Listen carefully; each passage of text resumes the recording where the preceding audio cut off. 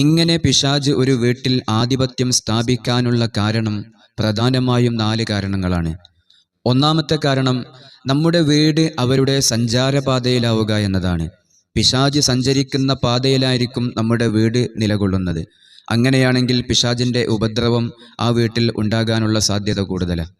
രണ്ടാമത്തെ കാരണം ചില പ്രദേശങ്ങൾ ശൈത്വാൻ ആധിപത്യം സ്ഥാപിച്ച സ്ഥലങ്ങളായിരിക്കും. ആ സ്ഥലങ്ങളിലാണ് നമ്മൾ വീട് കയറ്റിയതെങ്കിൽ അവിടെ വീടുമായി ബന്ധപ്പെട്ട്, നമ്മുടെ വീട്ടുകാരുമായി ബന്ധപ്പെട്ട്, കുട്ടികളുമായി ബന്ധപ്പെട്ട് പിശാചിൻ്റെ ശല്യം ഉണ്ടായിക്കൊണ്ടേയിരിക്കും. മൂന്നാമത്തെ കാരണം ചില ആളുകൾ ആ വീട്ടിൽ താമസിക്കുന്നു എന്ന കാരണം കൊണ്ട് പിശാച് അവനോടൊപ്പം താമസിക്കുകയും ആ വീട്ടിൽ ആധിപത്യം സ്ഥാപിക്കുകയും ചെയ്യും. നാലാമത്തെ കാരണം ചില വീടുകളിൽ പിശാചിന് ഏറ്റവും ഇഷ്ടപ്പെട്ട ഒരു കാര്യം അവിടെ സംഭവിച്ചിട്ടുണ്ടാകും. വലിയ വലിയ തെറ്റുകൾ സംഭവിക്കുക, ദാരുണമായ മരണം സംഭവിക്കുക, ആത്മഹത്യ സംഭവിക്കുക, ഇങ്ങനെ തുടങ്ങി പിശാചിന് ഏറ്റവും ഇഷ്ടപ്പെട്ട ഒരു കാര്യം അവിടെ സംഭവിച്ചിട്ടുണ്ടാകും. അതല്ലെങ്കിൽ പിശാചിന് ഇഷ്ടപ്പെടുന്ന ഒരു കാര്യം നിരന്തരം ആ വീട്ടിൽ ആരെങ്കിലും ചെയ്തുകൊണ്ടേയിരിക്കുക, അവിടെ സംഭവിച്ചുകൊണ്ടേയിരിക്കുക. അങ്ങനത്തെ വീടുകൾ പിശാചിന് ആധിപത്യം സ്ഥാപിക്കാൻ ഏറ്റവും ഇഷ്ടപ്പെടുന്ന വീടുകളാണ്. ഇങ്ങനെ പിശാച് ഒരു വീട്ടിൽ ആധിപത്യം സ്ഥാപിച്ചു കഴിഞ്ഞാൽ അവരിൽ നിരന്തരം പ്രയാസങ്ങളും ബുദ്ധിമുട്ടുകളും ഉണ്ടായിക്കൊണ്ടേയിരിക്കും. വിട്ടുമാറാത്ത രോഗങ്ങൾ, കുടുംബ കലഹങ്ങൾ, കുടുംബ തകർച്ച, സാമ്പത്തിക തകർച്ച, ഇങ്ങനെ തുടങ്ങി നമ്മൾ പ്രതീക്ഷിക്കാത്ത പല നഷ്ടങ്ങളും നമ്മളിലേക്ക് സംഭവിച്ചു കൊണ്ടിരിക്കും.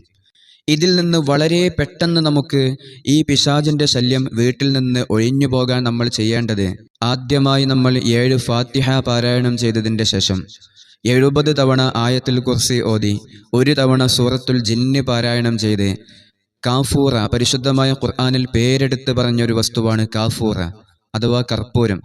അതിൽ നമ്മൾ ഈ പറയപ്പെടുന്ന സൂറത്തുകൾ ഓതി മന്ത്രിച്ച് അതിൽ ഇഷ്ഫി എന്ന് പറഞ്ഞ് ഓതിയിട്ട് 21 ദിവസം മഗ്‌രിബ് നിസ്കാരത്തിൻ്റെ ശേഷം നമ്മുടെ വീട്ടിൽ നമ്മൾ അത് പുകയിക്കുക.